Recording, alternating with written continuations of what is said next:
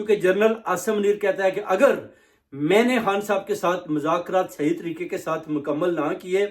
تو پھر اگر خان صاحب اڈیالہ جیل سے باہر آ جاتے ہیں تو پھر ایک بہت بڑا انقلاب آ سکتا ہے، اور اس انقلاب کو روکنے کے لیے وہ کہتا ہے کہ میں نے خان صاحب کے ساتھ بڑے پکے قسم کے جو ہے نا مذاکرات کرنے ہیں، پیپروں کے اوپر سگنیچر کروا کے، تاکہ خان صاحب کو باؤنڈ رکھا جا سکے کہ جناب آپ نے کسی قسم کا بھی ایسا کام نہیں کرنا جس سے پتا چلے کہ پاکستان کے اندر انقلاب آ گیا۔ آپ کو پاکستانیوں کو پتا تو ہے کہ خان صاحب ایک دفعہ اڈیالہ جیل سے باہر آئے تو پھر آپ کو پتا کہ یہ قوم